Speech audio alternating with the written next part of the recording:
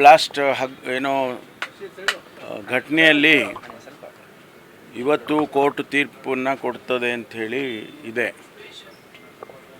Police ಇಲಾಖೆಯವರು ಏನೆಲ್ಲ ಕಾನೂನಿನ ಅಡಿಯಲ್ಲಿ ಕೆಲಸ ಮಾಡಬೇಕು, ಎಷ್ಟು ಎವಿಡೆನ್ಸ್ಗಳನ್ನು ಕಲೆಕ್ಟ್ ಮಾಡಿ ಕೊಡಬೇಕು, ಅದನ್ನೆಲ್ಲವನ್ನು ಕೂಡ ಮಾಡಿದ್ದಾರೆ. ಹಾಗಾಗಿ ಒಂದು ತೀರ್ಪು, ನ್ಯಾಯವಾದಂಥ ತೀರ್ಪು ಬರ್ತದೆ ಅಂತ ಹೇಳಿ ನಾನು ಅಪೇಕ್ಷೆ ಪಡ್ತೇನೆ. ಅದನ್ನು ಕಾದು ನೋಡೋಣ. ಬಿಜೆಪಿಯವರು ಈ ಪ್ರಕರಣ ಆದಾಗ ಬ್ರದರ್ಸ್ ಅವರು ಅಂದರೆ DKಶಿ ಅವರ ಹೇಳಿಕೆ ಇಟ್ಕೊಂಡು ಕಾಂಗ್ರೆಸ್ನವರು ಬ್ರದರ್ಸ್ ಅವರು ಅನ್ನುವಂಥ ಟೀಕೆಯನ್ನು ಕೂಡ ಮಾಡಿದ್ರು. ಇಲ್ಲ, ಎರಡು ವಿಚಾರ ಗಮನದಲ್ಲಿ ಇಟ್ಕೋಬೇಕು ಇಂಥ ಪ್ರಕರಣಗಳಲ್ಲಿ.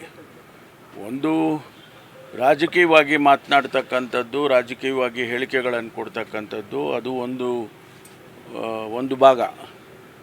ಅದನ್ನು ಅವರು ವಿರೋಧ ಪಕ್ಷದವರು ಅಥವಾ ಬೇರೆ ಬೇರೆಯವರು ರಾಜಕೀಯವಾಗಿ ಹೇಳಿಕೆಗಳನ್ನು ಕೊಟ್ಟಿರೋದು ನಾವೆಲ್ಲ ಗಮನಿಸಿದ್ದೇವೆ. ಆದರೆ ಕಾನೂನಾತ್ಮಕವಾಗಿ ಏನು ಮಾಡಬೇಕು ಅನ್ನೋದು ಭಾಳ ಮುಖ್ಯ. ಅದನ್ನು ಇವತ್ತು ಪ್ರಕಟಣೆ ಮಾಡ್ತಾರೆ. ಆದಾಗ ನೋಡೋಣ ಮುಂದೆ ಅದೇನು ತೀರ್ಪು ಏನು ಬರುತ್ತೆ, ಅದ್ರ ಮೇಲೆ ನಾವು ಏನು ಕ್ರಮ ತಗೋಬೇಕು ಅದನ್ನು ತಗೊಳ್ತೀವಿ.